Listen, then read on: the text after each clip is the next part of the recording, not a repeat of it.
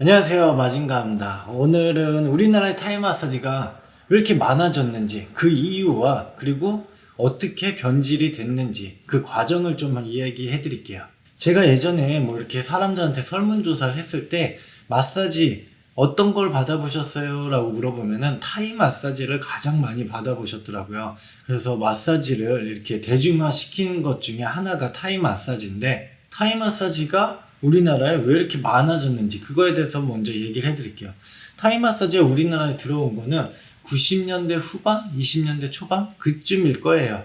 저도 이제 완전 어렸을 땐 잘 모르고 제가 처음 겪은 건 2000년 초반인데요. 2000년 초반 때 태국 마사지 하면 되게 고급 마사지였어요. 사람들이 정통, 태국의 정통 마사지로 인식하고 이게 금액도 좀 비싸고 신기하고 약간 이색 마사지 이런 걸로 사람들이 많이 찾다가 이제 2000년 중반 되면서 그게 조금씩 늘어나기 시작했어요. 타이 마사지가 그렇게 점점 늘어난 이유 중에 하나는요, 마사지는 다른 업이랑 좀 다르게 인건비에서 비중을 되게 많이 차지해요. 그 전에 우리나라에서는 인건비는 어찌 보면은 총 매출의 50% 이상을 차지했었는데, 타이 마사지는 그거에 대비 인건비가 되게 쌌거든요. 태국 사람들이 들어와서 저렴한 인건비로 샵을 운영하다 보니까 한국 샵이나 중국 샵을 운영하면은 이것 띄고 저것 띄고 하면 남는 마진율이 적은데, 타이 마사지는 월급을 주고 인건비가 싸다 보니까 거의 70% 80%가 남는 약간 그런 장사였어요. 그러니까 2000년 초반에는 마사지 금액이 3만원에서 4만원, 60분 기준으로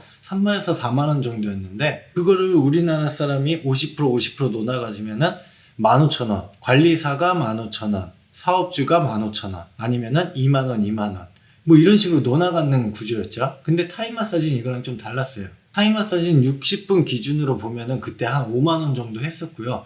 그리고 25,000원, 25,000원 이렇게 논아가는 게 아니라 한 달에 월급을 50만원에서 80만원만 주면 됐었거든요. 그러니까 1인당 하루에 한 5명 정도를 관리를 한다. 그러면은 뭐 90분 코스도 있으니까 하루에 한 30만원 정도를 태국 사람들이 벌어요. 그러면은 그거를 거기서 월급으로 줘봤자 2만원, 3만원? 요 정도만 주고 나머지는 사업주가 다 남으니까 마진율이 되게 좋은 거죠. 그리고 그때는 태국 샵이 또 인기여갖고 샵들은 되게 적은데 그걸 찾는 손님들은 많아서 한국 샵보다 태국 샵이 그때는 손님이 더 많았어요. 그러니까 주변에서 태국 샵 하는 사람을 이렇게 보면은 돈을 계속 보니까 너도 나도 이제 태국 샵을 막 시작하게 되죠. 그래서 2010년 정도 그때 전후로 이 상황이 완전 뒤바뀌어요.